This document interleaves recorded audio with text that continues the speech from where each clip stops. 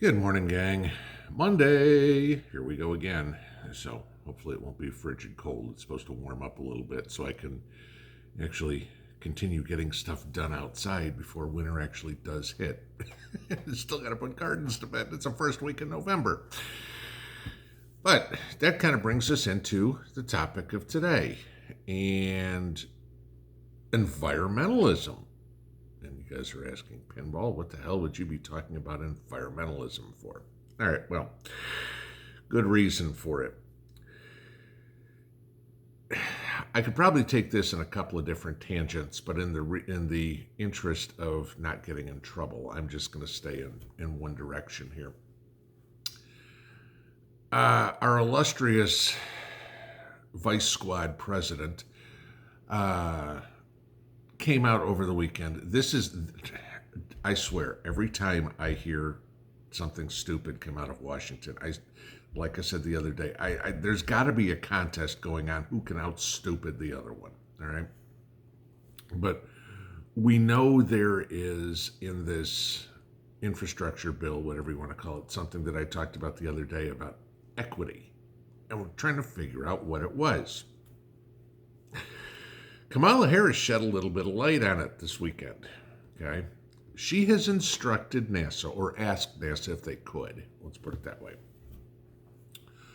to track trees by race. Yes, I'm not kidding. She is in the infrastructure claiming that there are more trees in white areas than there are in urban people of color areas, okay? And therefore, it is warmer, you have a more temperate climate, and therefore, trees are inherently racist, and it's white privilege that we have trees. Never mind the fact that trees don't grow too well in concrete and asphalt. And if you take a look at any big city, it's a huge parking lot with these little holes cut out, that maybe they plant a tree everywhere, okay? The other thing I'd like to remind her of is city centers are not only populated by people of color, okay? There are plenty of white people that live in the city, too. Just thought that was kind of unbelievably stupid, but coming out of her, that the vice president who makes Dan Quayle look like a Rhodes Scholar is beyond question here. But so that kind of comes into the other thing, and like I said, I want to talk about environmentalism and prepping. Mike from Maine sent me an email over the weekend, and as you guys know, we have people on the channel here from all over the world, okay, and all over the country, and there's different things that happen in every area or whatever. Maine did something that A, I think is good, but B, I find absolutely insane that had to be done at all, okay? Maine put into its state constitution, after a vote, the right to grow a garden and the right to raise animals. Think about this. You buy some property and somebody can tell you, sorry, you can't have a garden. Oh, but you know what? I've heard this from a lot of you guys. We're not allowed to grow gardens. I know there's laws that you're not allowed to harvest rainwater in a lot of states. This is crazy. The 46 administration, sorry, it's early. The 46 administration is doing whatever they can to starve the people out, okay? Food prices going through the roof.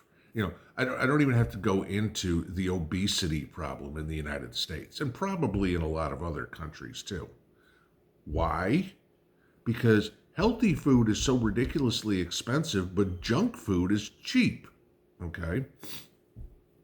You know, think of cooking dinner at home. You know, go out and let's say you want to make, I don't know, a pot of chili, okay, for family of four. Okay, there's probably a pound of ground beef in there, ground chicken or whatever it would be, you know, and then there's beans and onions and tomatoes and God knows what. Okay, and by the time you add it all up, oh, I don't know, maybe it's $10, $15 to feed a family of four.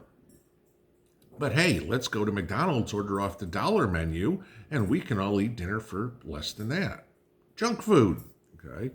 You know, we can feed ramen like crazy, no problem. Junk food, nutritional value, none.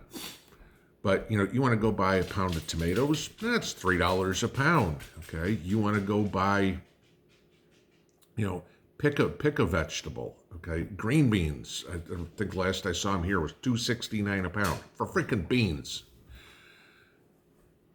Maine has now come up to the point where they had to write into the state constitution that you're allowed to grow a garden. Now, what I don't know is how this affects micro governments, I guess if you'll say an HOA or something like that. I mean, obviously there's got to be HOAs in Maine in neighborhoods or whatever it would be. You know, some that say you can't have a garden or something like that. You know, I can completely understand an HOA saying, you know, gee, I'm sorry, on your little postage stamp lot, you're not allowed to have cows. Okay, that makes sense. Just it's not logical. You know, you got this little quarter-acre plot of land that's got a house on it and everything like that. Where the hell's a cow going to go? But, you know, should people be allowed to raise rabbits, quail, chicken, whatever it would be? Yes, because the cost of meat, the cost of vegetables has gone so crazy that, you know, people need to be able to do it themselves somehow, okay? And I, like you guys know, I'm a big proponent in raising your own garden and animal husbandry and learning all this sort of stuff, because there's going to come a day where the grocery stores either A, don't exist, B, don't have any food in them, or C, are so prohibitively expensive that we can't get any food from them anyway. So you've got to be able to figure out how to provide sustenance. Now, as goes Maine, not that Maine is a big leader of things that happen in the United States, but like I said, just strange that even Maine has to talk about this or even put it in the Constitution. How go the rest of the states? Do other people in the rest of the states start falling into line going, yeah, you know what, we need to do the same thing? Because here's where I go back to what I said at the top. Environmentalism. Okay? Environmentalists are historically hardcore leftists. And the people that are self-sufficient are usually pretty conservative. Do we actually have I want to see how this one happens. The conservatives want to raise a garden, whatever it would be. Are the environmentalists going to come up with some sort of reason why you growing your own tomatoes and growing your own green beans is not in the best interest of the world? Sure, it takes in more CO2 and, you know, exhales, for lack of a better term, oxygen. All right, great. It's organic. You can, you know, you're not buying GMO seeds. You can't. Okay. Chances are you're trying to avoid all these pesticides and crazy chemicals that, you know, so growing your own garden would be very environmentally friendly. You know, now I can't say anything for the cow farts because, of course, it doesn't matter if you're on a huge corporate ranch or if you're in your little couple acres that you've got.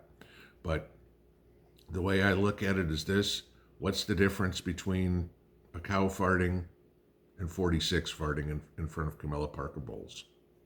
Right?